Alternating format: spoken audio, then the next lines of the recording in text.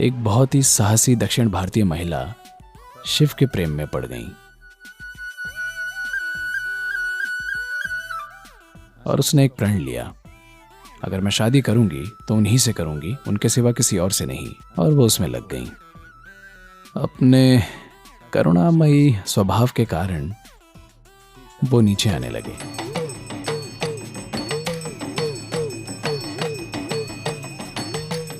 लेकिन अन्य जीवों का एक पूरा समूह, दूसरे देव, देवियां, आकाशीय जीव नहीं चाहते थे कि उनकी दक्षिण भारतीय पत्नी हो, इसलिए उन सभी ने उन्हें रोकने के लिए बहुत सारी साजिशें रची।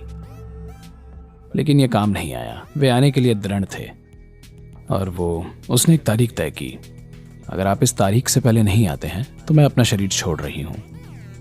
इसलिए वो तेजी से आ रहे थे। उन्हें इस जगह पर सूर्योदय से पहले पहुंचना था और वे इसकी ओर अग्रसर थे। इसलिए देवताओं ने कपूर के एक विशाल टीले में आग लगाकर एक झूठा सूर्योदय रचा। उन्होंने एक झूठा सूर्योदय रचा और शिव को लगा कि सूर्योदय हो रहा है और उन्हें लगा कि वो विफल हो चुके हैं क्योंकि वे समय पर नहीं पहुंच पाए और वो शरीर छोड़ चुकी होगी। तो इस जगह के काफी करीब पहुंच चुके थे, जिसे आज कन्याकुमारी के नाम से जाना जाता है, जहां वो खड़ी हुई और अपना शरीर छोड़ दिया। तो इसलिए इसे कहते हैं, ये कन्या का मंदिर है। वो बस यहाँ खड़ी रही और अपना शरीर छोड़ दिया क्योंकि वे समय पर नहीं आए। लेकिन वे समय पर आ गए थे, वे काफी करीब आ गए थे। लेकिन उन्हें लगा कि वो विफल हो गए हैं, बस 22 किलोमीटर बाकी था। वो मुड़ गए और वो चली गईं। वे इतने हताश थे, अपने आप से निराश, अपने आप से क्रोधित। वे आए और उन्हें बैठने के लिए एक जगह चाहिए थी, इसलिए वे वेलंगरी पर्वत पर चले गए और वहां बैठ गए।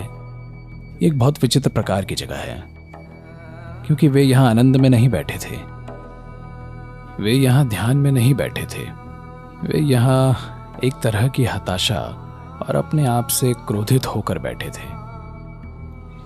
So the energy up there is very, very, very different from anything you would have imagined.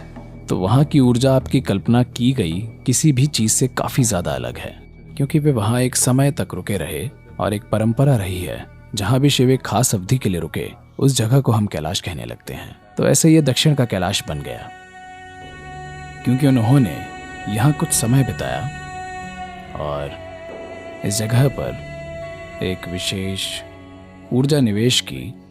कितने ही योगियों ने इसका अनुसरण किया और सदियों से, हजारों सालों से साधु और ऋषियों का यहाँ एक इतिहास रहा है। एक बहुत ही अनोखी प्रणाली का रहस्यवाद, जहां आमतौर पर उन्हें सिद्ध के नाम से जाना जाता है, या तमिल में उन्हें सिद्धर कहते हैं। दक्षिण भारतीय रहस्यवाद बहुत बहुत अनोखा है। आपको इस प्रकार का रहस्यवाद दुनिया में कहीं और नहीं मिलेगा। तो इस परंपरा में कई आए और एक योगी जो हमारे लिए महत्वपूर्ण है, वो है सद्गुरु श्री ब्रह्मा, जो 20वीं सदी की शुरुआत में रहे। और जब उन्हें शरीर छोड़ना था,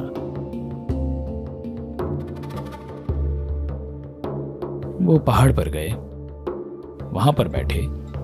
और ये एक ऐसी अनोखी घटना है जो आज भी उतनी ही जीवंत है जितनी पहले कभी थी।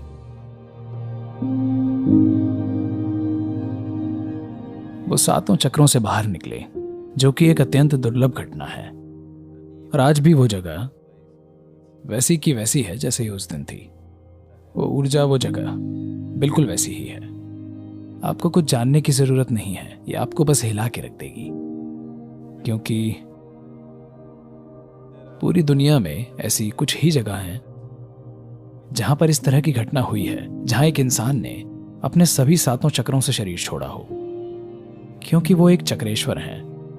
वो जो अपने 7 चक्रों से निकल सके उसे चक्रेश्वर कहते हैं। शिवा एक चक्रेश्वर के रूप में जाने जाते थे, मत्स्येंद्रनाथ एक चक्रेश्वर के रूप में जाने जाते थे, गोरखनाथ चक्रेश्वर के रूप में जाने जाते थे, और कुछ अन्य योगियों को चक्रेश्वर के तौर पर जाना गया है। और इन कुछ हजार वर्षों में ऐसे केवल मुट्ठी भर ही हुए हैं।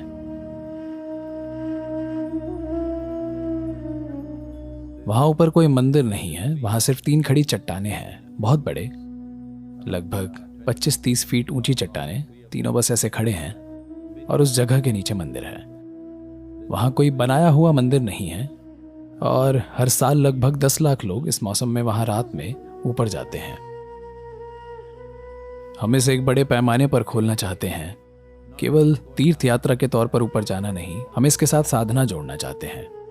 देखिए, आप जो भी करना चाहें, अगर आप अपने आप को रूपांतरित करना चाहें तो उसके लिए एक ऊर्जा आधार की जरूरत होगी, नहीं तो यह बहुत मुश्किल काम होगा। अगर हमें इस प्रकार की ऊर्जा उत्पन्न करनी हो तो इसके लिए बहुत ज्यादा काम करना होगा, बहुत ज्यादा। Here it's ready, sitting there. All you have to do is just look up and say Shiva. यहाँ ये तैयार रखा हुआ है, आपको बस ऊपर देखकर शिव कहना है, आपको बस ऊपर देखना है और इसके प्रति ग्रहणशील होना है, बस इतना ही। जब ऐसा ऊर्जा आधार उपलब्ध है, ये इस प्रकार की ऊर्जा है जो एक ऐसी आध्यात्मिक क्रांति का आधार हो सकती है जो पूरे देश और दुनिया में फैल जाए। ये खत्म होने वाला नहीं है, ये अक्षय है। इसे छूने के बाद आप खुद को स्वाभाविक रूप से आध्यात्मिक होने से नहीं रोक पाएंगे।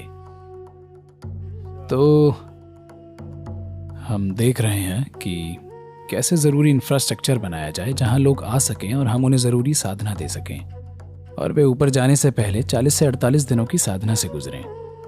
कोई सरल साधना जिसे हर कोई कर सकता है और वो ऊपर जाकर इस ऊर्जा के आगोश में आ सकें या कम से कम उस ऊर्जा का थोड़ा सा हिस्सा ग्रहण कर सकें। शिवांग का मतलब होता है अंग बनना।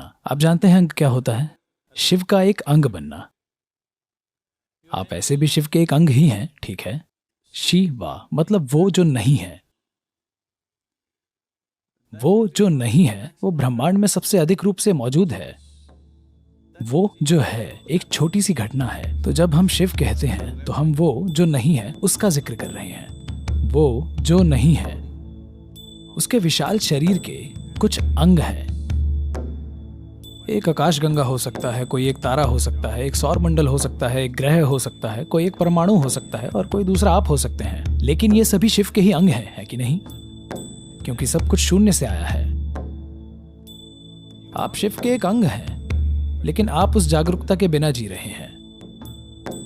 तो साधना को इस तरह से बनाया गया है ताकि इसे आपकी जागरूकता में लाया जा सके। मानव अस्तित्व की प्रकृति ऐसी है कि जिसके बारे में आप जागरूक ना हो वो आपके लिए मौजूद भी नहीं होता, है कि नहीं?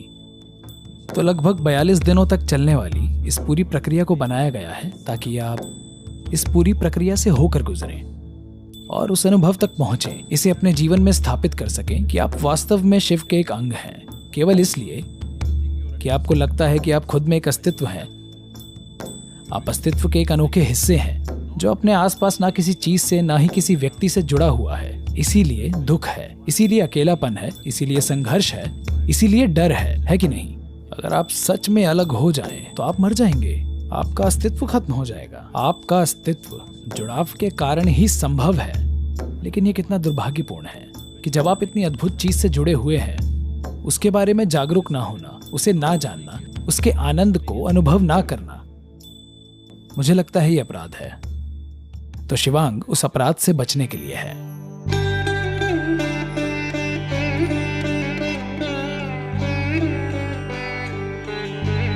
अगर हम जीवन के इस आयाम से जुड़ जाएं, स्वास्थ्य, खुशहाली, समृद्धि, ये सारी चीजें होंगी और सबसे बढ़कर आनंद पूर्वक जीना एक स्वाभाविक प्रक्रिया होगी। तो ये एक मूलभूत प्रक्रिया है जिसे आपके अंदर सही वातावरण बनाने के लिए स्थापित किया गया है। अगर आप धूप में जाते हैं तो हर कोई समान मात्रा में जीवन ग्रहण नहीं करता।